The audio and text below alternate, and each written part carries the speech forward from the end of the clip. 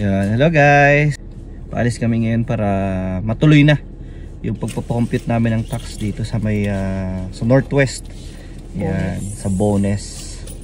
Pupuntahan muna namin si Kuya August para matapos na dito sa tax na to. At the same time, daan din ako mamaya ng auto supply kasi buti na lang nabaklas ko yung ilaw. Napundi kasi yung right side na low beam nitong tawag dito, nitong accent namin. So talagang pag dito ka sa Canada, matututo ka talaga mag-Siraniko.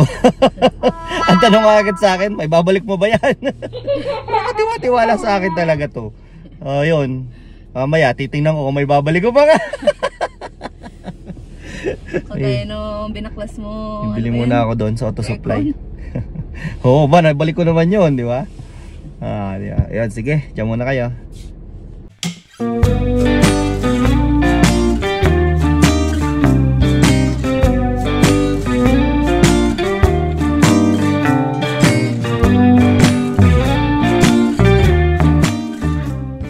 Kumusta naman?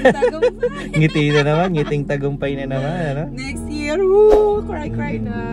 So, yun, awa ng Diyos, may mga refund pa ulit kami. Ang akin ay naging business. Na mapagkape muna si Kuya August. Yun.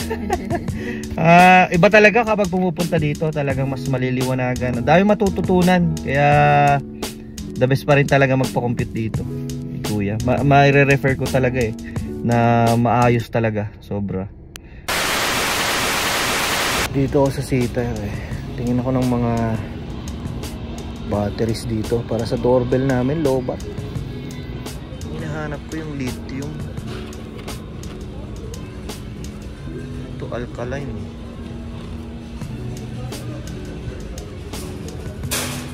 Ang kailangan sa mga ganun, lithium battery. Double A siya. Walang kung malakas na battery to, kaya lang hindi yata siya lithium.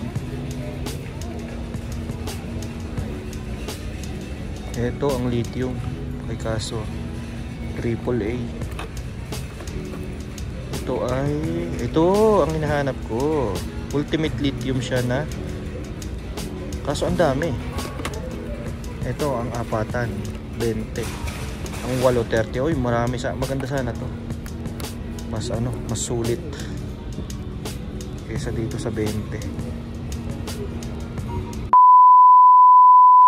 Yan, kauwi lang namin ng bahay. Kararating lang, gutom na ako. Kung kunyari malungkot, pero ang nakakuha pa yan. So, yun, awa ng Diyos, hindi kami owing. Nalinawan na rin tuloy kami tungkol doon sa DoorDash.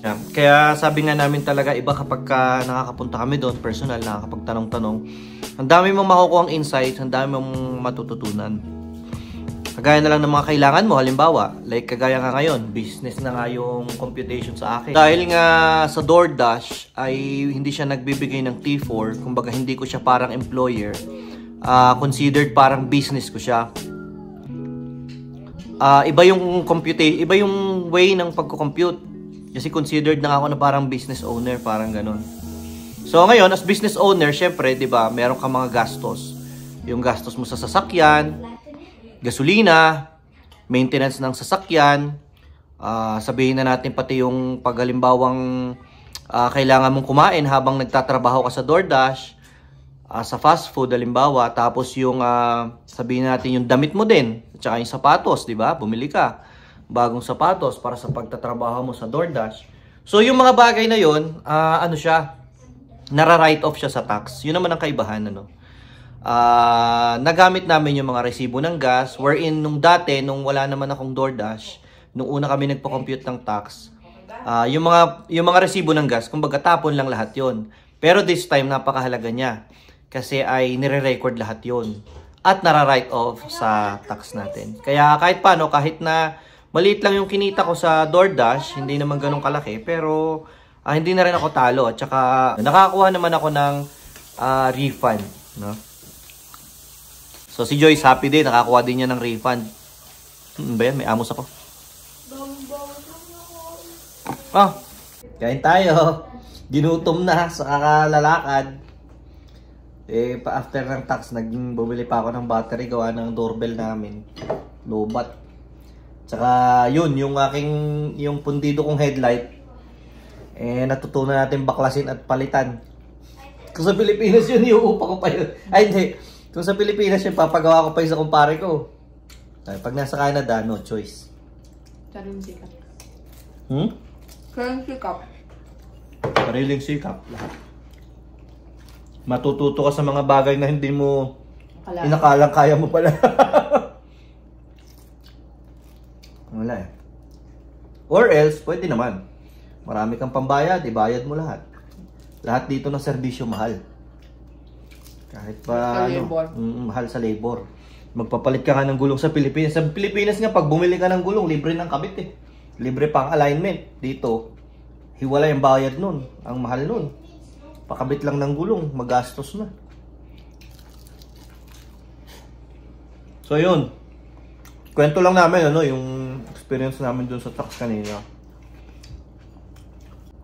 Kasi di ba nabanggit ko nga nakaraan, ng purpose talaga, ba't gusto namin makausap si Kuya.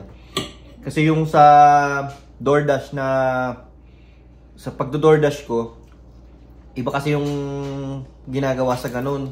Parang nga daw kasi siya business. Kasi yung DoorDash, hindi siya nagbibigay ng T4 kagaya ng mga usual na employers natin dito sa Canada. Kaya ang computation iba. Ngayon, ang business pala, kapag ako, naging parang businessman na nga dahil doon nga sa DoorDash na yun, hindi ko naman kinarir talaga yung pag-work doon. Ang bayad ko pala sa pagko-compute ng tax, mas malaki na kaysa sa kanya na parang personal lang, yung hindi siya business, di ba? Doon sa assistance. Doon sa assistance, kaya nga. Sa pagpapakompute, sa assistance, mas mataas yung niya, yung bayad niya. Pero ganun pa man, di ba, yung natututunan mo, yung mga naipapayo niya sa'yo, kasi marami rin siyang payo, worth it talaga. At yung quality ng serbisyo nila, talagang sulit na sulit yung bayad. And yun nga, kasi kung halimbawa ikaw mag-isa magko-compute, hindi mo malaman kung magkamali ka or may makalimutan ka. Sa kanila kasi, kung gamay na nila eh. Like, lalo na doon sa case ko nga, business. So, pag business ka, meron kang mga ipapa-write off dyan. Lahat, yung gasolina. Yung, although hindi lahat ng iginasolina ha, dahil hindi naman talaga lahat ng gasolina mo ginamit mo para sa pagbi-business ng DoorDash na yun. Hindi naman, di ba? So, part lang nun, sa gasolina, yung halimbawang damit mo, sapatos, yung lahat ng maintenance ng sasakyan, oil change, tire change, lahat yun na-claim namin. Kumbaga, na-write off sa tax, di ba? Na mga expenses para sa business. So, yung mga bagay na yun, na nalaman namin. So, next time, mas alam na namin ano ba yung lahat ng kailangan namin i-prepare na mga resibo, mga dokumento, para pag nagpa-compute kami, mas madali na. Kailangan din palang... ano yun? Proof. Proof. Kailangan din palang i-note kung ilang kilometro ang tinakbo ng sasakyan sa pagdo-DoorDash. Pero yun naman ay binibigay naman ng DoorDash. Nag-send sa akin ng email, dahil alam nga nila na tax season na, nag-send yung DoorDash ng email sa akin kung ilang kilometro yung natakbo ko, na biyahe ko sa pagdo-DoorDash. Kasi kasama rin yun sa mga information na kailangan kapag kinumpute yung sa tax namin. So ayun, ilan sa mga bagay na nalinawan namin. Kasi nga nag-iba. Dahil lang sa DoorDash na hindi ko naman talaga kinarir ang pagtatrabaho doon. Magkano yung kinita ko? Wala pang 300. Wala pang 300 yung kinita ko doon. Pero yung pina-write off ko, medyo malaki-laki. Diba? Kasi nga, sa maintenance pa lang ng sasakyan, syempre, hindi ka pwedeng tumakbo ng summer tires. Ang gamit mo, winter ka nag-DoorDash. So, pina-winter tires. So, talagang sama yun sa budget mo. Nag-spend ka para safe ka makabiyahe, makapag-deliver. Ngayon, so, talagang right mo yun na ma-write off mo yun doon. So, pero, even though ang kinita mo is maliit lang. Yun nga, ulitin ko lang, no? Gas, maintenance, halimbawa, oil change, tire change, lahat yan, clothing, sapatos. Kasi lahat yung ginamit mo naman talaga, di ba? So yun, pwede siyang maipa-write off sa tax. Si Joyce, kaya naka-refund kasi meron pang part ng tuition niya noong last year na hindi pa hindi na isama, no? So, kumbaga ngayon niya na ipa-write off yung tuition na yon.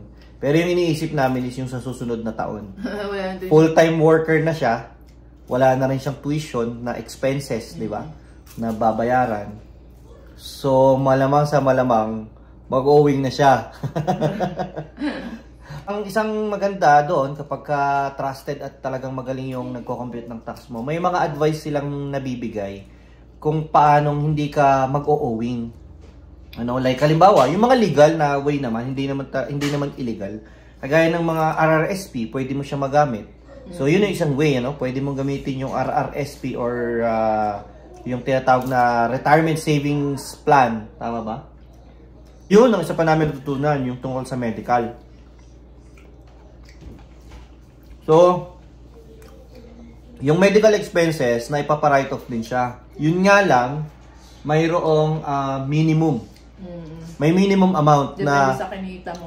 Oo, depende sa kinita. May minimum amount na dapat umabot ka doon sa minimum na amount ng medical expenses para nila maipasok sa maipa-write off.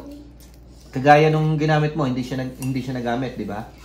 Kasi nung nag-medical siya for PGWP, gumastos siya ng almost 400. Pero nung inassess yung kabuuan ng kita niya, ang medical expenses para ma-write off sa kanya ay kailangan umabot ng 1,800. 1,800. Kahit hindi na nga ma-write off, wag na lang magkasakit, di ba? Kaya nga wag na magbayad ng wag na lang magbayad ng bills or drugs or gamot na para sa sakit, di ba? Kahit hindi na nga ma-write off, walang problema, walang kaso 'yun. Yeah. So ganon sa medical. Mas komplikado yung pag-business. Kung worker ka lang, tapos isa lang ang trabaho mo, siguro nga pwede mo nang aralin at ikaw mag-try na ikaw na nga, no? Kung hindi komplikado. Pero pag komplikado at hindi ka naman bihas, hindi mo naman gamay, gaya nga niyan. May full-time work ako, tapos DoorDash na naging business. Ngayon, naging businessman na ako. So, komplikado yung mga forms, hindi ideal na pag-eksperimentuhan natin dahil baka sa uli, tayo pa yung magsisi dahil pag nagkamali tayo at ma-flag tayo ng CRA, di ba? Ma-red flag. So, mahirap na. Mas mabuti na rin talaga yung magbayad ka ng service ng mga magagaling talagang mag-compute ng tax. Mas maiintindihan mo pa. Isang paalaala lang pala kabayan, ano? Ingatan ninyo yung inyong SIN, lalo na dun sa mga taong nag-o-offer ng pag-assist sa filing ng tax ng napakamurang halaga. Dahil baka sa huli, yung SIN nyo pala ay balak niyang ipamigay o ipahiram sa iba at doon pa kayo magkaroon ng problema. You know me, I won't be surprised if you leave out.